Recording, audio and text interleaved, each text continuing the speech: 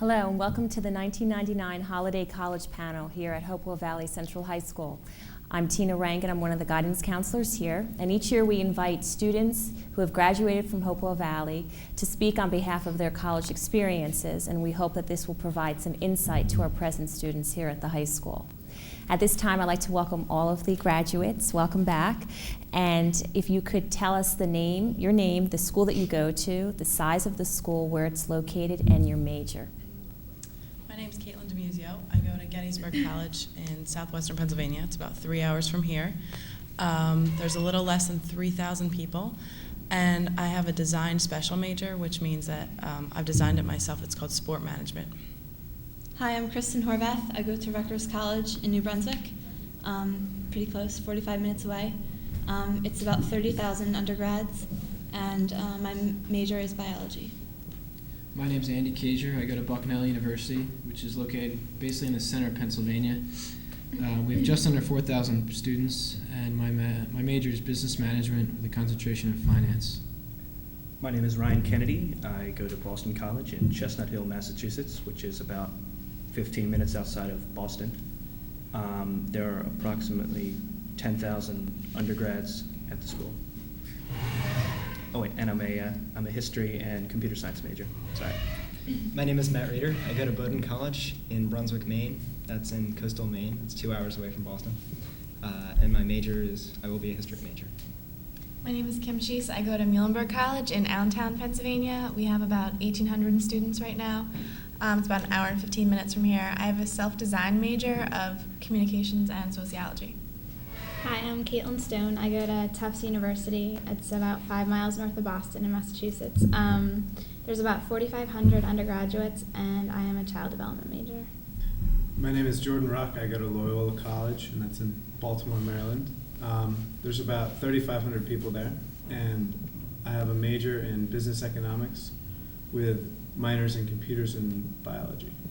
Great, thank you. Welcome again. What were some of the factors which led you to choose your current school? Anyone can answer this question. For me, it was size. I wanted some place that was really large, that had a lot of options. Great. Location was pretty big for me. Being right outside of a major city is great. And also Boston, there's probably at least 24 colleges around the city, so there's more than enough college students to connect with. Good. I was looking for a small liberal arts college that was going to be a little bigger than our high school, but not so big that I would feel uncomfortable. Great. This question is for everyone. What did you feel that you made a good choice? Why or why not? My choice was perfect for me. The size is perfect. I love having small classes. You sort of have to have a relationship with your professor. We've done dinners with my professor. We've gone out as a class, things like that. I've been able to play a sport as well, which was a really big factor as well. So I think for me, this is the ideal place. I definitely made the right choice. Rutgers is a really large school, and that's what I wanted. It has lots of opportunities, it has 1 million clubs, and it's got good research opportunities as well. I'm interested in biology, so getting a position in a lab is really important to me. Yeah, I definitely made the right choice. Bucknell has basically everything I need. It's a real small campus, which is nice, and I liked it. Classes are real small, which gives me a lot of academic opportunities. Plus the social life's great, too. Yeah, I think I made the good choice. The campus is beautiful at Boston College. We've got a great football team who's going to win the Insight.com Bowl this year. If you want to take big classes, you can take big classes. If you want small classes, you can take small classes. So the size is perfect for me, and the location is great. I think I made a pretty good choice. I chose to apply early decision, so when I was accepted, I actually had no more choice. And so I always think about what would have happened if I had applied to all the regular schools and I actually had a choice. But I think that the eventual choice that I would have made would have been similar, if not worse than the choice that I made originally. That was confusing. But anyway, I like Bowdoin College because it's a small liberal arts college where you actually have a lot of interaction with faculty members, and you get to know people in your classes. So. I'm really happy with my choice too. Muhlenberg is a liberal arts college, and I think it's good because I don't have to take courses just in my major. I get a lot of different courses in different areas that I wasn't interested in before, but have proven to be really good courses. And I also don't feel like a number. I feel like I'm a person and I can interact with my professors. Tufts was definitely a good choice for me. I love Boston. It's a great city. There's a lot of college students around. The campus is a nice size, pretty small, and a really good sense of community. There's also a lot of opportunities to do community service, and that was also important to me when I was looking at a school. Loyola is in pretty much the heart of Baltimore, and anytime any of the students want to go into the Inner Harbor to see a baseball game or whatever, the school provides shuttles to go there. Great. And that's a lot of fun. And the academics are pretty well rounded, and I like the small class sizes. Good. I hear that colleges is what you make of it. Have you connected to your school, and if so, in what ways? Anyone can answer. I think you really have to go in with an open mind. If you go in really scared and you think you're going to hate it, chances are you are going to hate it. If you go in with an open mind and you're like, I really want to meet new people, I'm not sure what's going to happen, chances are you're going to have more fun. You can't go in bitter or angry or really not wanting to meet anyone new. You have to just go in and accept the fact that everyone else is in your same position, and they're probably just as willing to talk to you as you are to them. Yeah, I found that academically, you really have the opportunity to choose good professors and professors who will challenge you and classes that will challenge you and teach you. And you also have the opportunity to choose bad classes and easy professors and large classes. And so really you can determine how much of an education, what kind of education you'll actually get, even within a school. Great. I think it's also important to just take advantage of the opportunities that are given to you, because there's so many of them that it's completely possible not to do anything and just, get by. But if you're going to be at school, why not? Do something that you like or you're interested in, or maybe you want to pursue at some point. Wonderful. How many of you are involved in activities in college? What are some of the activities that you're involved in? You want to talk a little bit about that? Last year I did a club sport. I did the ski team because I skied when I was younger. That was really fun just because it gave me a little structure to my day, which made it easier to plan out my schedule. I also do a lot of stuff with a community service organization on campus, like cancer outreach, and I do a lot of work with children in the Boston area. So there's a million things you can choose from. You just have to find what you want to do. Personally, I'm involved in the communications club, which is sort of something that helps us to get to know our professors in the major better and some of the other students, and we do activities and sponsor events that promote communications. I'm also a tour guide on campus. I work for the Muhlenberg Fund, which I'm sort of like a phone-a-thon, I call people and sort of request donations, and I'm producing a TV show that's coming out next semester on campus. Great. I have road crew and I play club soccer. I'm also involved in an investment club, which helps me with my major a lot. And I think just activities on campus really helps you plan a schedule for your day, and it gives you something else to do and that you plan around. It's also a great experience. Wonderful. I'm going to take you back about a year and a half ago. You're moving into your new residence hall. Tell me what you're feeling, and then let's take it a month later. What are you feeling now? I think move-in day is probably the worst day of your life. I think, honestly, if I had to choose a horrible day, that would be it. It's so scary, bottom line. There's nothing you can do to make it easier. You're leaving your parents, you're leaving your friends, everything that's familiar. It's difficult. You're there, and you have to make friends, and you have to just plan out what your schedule's going to be, when you're going to eat, and you're just absolutely responsible for yourself. And you realize that your mom can't make you dinner anymore. She's not going to do your laundry. But after you get into it, you realize it's the best thing that's going to happen to you. It's a great experience and a wonderful opportunity. Good. Anyone else? My school provided the option of doing an orientation trip before school actually started, and I did a hiking trip up in Maine, with a small group of other freshmen, and that was really good because then maybe I wasn't going to be best friends with those people for the rest of college, but I had a group of people who, if I needed something or if I didn't have anyone to eat dinner with, I could call and say, hey, do you want to meet? So it made the first couple weeks a lot easier. It's definitely like a difficult transition, but I don't know. It helped me a lot at Loyola. When you're moving in, resident juniors and seniors are on campus, and they kind of help you move in, and they help you like arrange your room, and like each room has their own like pair of juniors or seniors, and that was kind of nice. And also, I don't know. It was really weird for me sleeping the first night for some reason. Just kind of like my parents were gone, and I actually didn't go to bed. I just woke up. My roommates and I just kind of walked around, and there were actually a lot of people outside for some reason. What would you say up to now would have been the most difficult adjustment you had to make since entering as a freshman? Biggest adjustment is definitely my time management. You plan out everything, and it's up to you whether you do it or not. And it's a really, really big adjustment to make when you come from a scheduled day from 7 to 3 or whatever it is. When you have to go to your classes or you decide not to go to classes, you have to do your work, you decide not to do your work. It's a lot what's up to you. Yeah, planning your day is definitely an interesting task when you've been in high school and everything's planned for you, and suddenly you're on your own. You've got to get to class. Rutgers is interesting because it's got 5 campuses, and to get from one to the other, you have to take inter-campus buses. So that was a big adjustment for me, just knowing what bus goes where and when I have to leave to make sure I get there on time and stuff like that. So time management and all that stuff is kind of difficult at the beginning.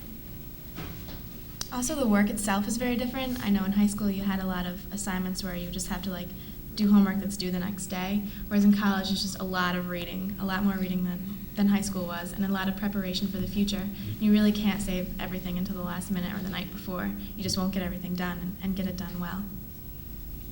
Great. Yeah, Go ahead. One of the biggest adjustments that I had to make is trying to strike a balance between keeping the friends that I had in high school and making new friends at college, because especially nowadays with the email and with IM and ICQ and so on, it's easy to keep in contact with people that you're friends with in high school. But I think it's really important to strike out in college and make friends with people there too. Thanks. In your opinion, give some advantages going to a small school versus a larger school. At a small school, there's going to be a real sense of community. You're going to walk around campus, and not right away, but definitely by this year, every time I go somewhere, I will recognize people, and it's just a sense of feeling that you really belong there. A large school has a different feel. It's more like being in a city where you don't really know everyone around you, and you can definitely get hidden in a crowd. But it gives you a sense of individuality and independence, because you really have to kind of find your own place and kind of make a smaller community with your friends. And if you're in a special program, like I'm in the honors program at Rutgers, so that kind of makes a smaller community, and it's a little easier that way. One of the aspects of a small college, I forgot to mention that my college has 1,600 students. One of the aspects of a small college that I find nice is that it's on a small campus, so anywhere that I want to go, I'll be able to get there in 5 minutes by walking. I don't have to take a trans-campus bus or anything like that. And if something's going on, I can literally roll out of bed and walk to class and not have to pre-plan my transportation and so on. So. Good. We have seniors sitting in the office, and in the audience, who are going through this process of applying to colleges. And as you know and remember, it's a tedious process. What bit of advice could you give to them about college and where they're at right now? I definitely say follow your heart. Do what's best for you and not really best for anybody else. And make sure you're going to be happy with the choice that you make, or at least go into it being happy. Are we going Go ahead, anybody? I'd say spend a day at the school, stay overnight, attend a class, get to know what the students are like. That way you see what they do in their free time, you see how their study habits, and basically you just see what kind of students are there and if you'd fit in. Do as much research as you can and ask a lot of questions. Everywhere you go when you're on tours or interviews, ask as many questions as you can, because you ultimately have to be happy where you are. And if you get to a school and you realize it doesn't have something that you want, I mean, that could be a large factor in your happiness at the school. Yeah, I can't tell you how many people arrive at Bowdoin and suddenly realize that it's 2 hours away from a city and then are really disappointed because of it. Yeah, some other things you might want to try to research are making sure you know what the requirements are at your school. Things like language requirements, which could have easily been, at least at Boston College, which you can easily get out of by taking the SAT-2 test. Not having researched that, I am going to be taking the SAT-2s again this spring, probably with many of you people. So make sure you know what the requirements are. Great. Anybody else? I guess think about location. Do you want to be in a city? Do you want to be near a city? Tufts is right outside of Boston, but it's still a very small campus feel. But then there is always the option of hopping on the subway and getting to the city in 5 minutes. Just think about what you want. How close do you want to be to your family? Things like that. Great. And all the things that you packed to college, for college, what was one item that you have used continuously? I would like you all to answer this question. I have to say my comforter. I have to. It's the best thing in the world. I mean, it's like I brought it from home, so it's kind of like a memory of home thing. But you need it. I like my coffee pot a lot. I'm always up studying really late, and I just keep that coffee pumping through the machine, and it keeps me awake. I'd say a portable phone is really useful. Just if you want to talk on the phone and you don't want your roommate around, you can leave your room. Also, if your roommate's up late talking on the phone, you can leave and go wherever you want. Yeah, don't underestimate how important things like wiffle ball bats can be. Boston College is a Jesuit school, and we always go and play wiffle ball right where the Jesuit priests live late at night to try to keep them up. So, little knickknacks like that can really make the time pass sometimes too quickly, but make it pass a lot more fun, at least. I brought my alarm clock, and it's very important to get me up in the morning. As it was in high school, it's still crucial in college. I would say bring a lot of quarters. You don't realize how fast you go through quarters for laundry, and even when you just want to grab a soda, it's really important to have a lot of quarters with you. I remember one of my friends calling me after he had gone to school last year, and I hadn't left it, and he said, "Caitlin, I have all this new stuff. I bought all new stuff for school, and I'm looking at my room, and there's nothing from home. Bring pictures or something that is or a stuffed animal or something. It sounds really dumb, but you're gonna want something, especially in the beginning, that's gonna be able to remind you of home, and it'll make you feel a little more comfortable there." I brought a Magic Chef, and that's you put 2 pieces of bread in it and close it, and it comes out like anything like grilled cheese, salami, it's really good. Great, It's thanks. like for a study break, you just throw some bread in there, a sandwich. Thank you. Striking that right balance is key, I believe, for all freshmen. How did you strike the right balance between working and having fun? Go ahead. You've got to join a lot of clubs and do a lot of activities, hang out with your friends a lot, just to so you don't have too much time on your hands when you can procrastinate. You just want to, get involved, and that kind of gives you the drive to get your work done when you need to get it done. Yeah, you have so much free time. I think a schedule is the best thing. You have to decide whether to do something academically, socially. The best thing for me is during the day, I try to get my work done, attend classes. Possibly, I'm in a club sport, so I'll go to that, and then get my work done, and then possibly have time later to do something I want to do. Try not to leave everything off to the last possible minute. I know some of us, me included, tend to leave things off, say, 20-page history term papers to 1 o'clock the night before they're due, and it usually doesn't work out that well. Sometimes it does, but that's usually the exception. really try to get involved in a lot of things. If you're not playing a sport, go to the gym, try to exercise. It makes me a lot more motivated to study. I mean, it sounds weird, but I mean, try to be active. Don't just sit in your room, because there's so many other opportunities. That's great. What about campus security? Would anybody like to talk about that? I know on Muhlenberg's campus, we have a lot of blue lights around campus where if you have an emergency, you just go up and you hit the emergency call button, and campus security is right there. Also, we have something called a simplex, which means that most of the dormitories on campus are locked, and you have to have a simplex, like a card that you slide through. So that really makes you feel safe that you're not going to have any people from the town coming in that can just have access to your rooms. Even though you keep your doors locked, it's still nice to know that you have to have a card, or you have to be able to let someone in, so you really know who's going to be in your buildings. Yeah, it's also a good indication of how secure the college actually needs to be.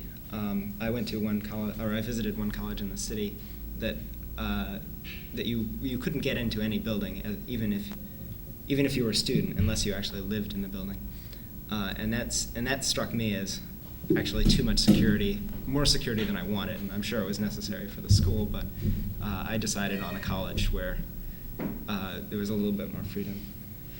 At Boston College, we have something called the BC Escort Service, which isn't what you might think. It's actually people that you can call up, and they'll come get you no matter where you are, even in the city. And like a lot of schools will have something like this, and make sure you check out when you get there, so you know your options. So if you get stuck somewhere, you don't have to worry about who's driving you where. You can just have nice people at your school come and pick you up. Great. Thank you all for your time. I really appreciate you coming back here. You all did an excellent job and represented your school, and I wish you the best of luck in the future. And this concludes our program. See you next year. Bye-bye.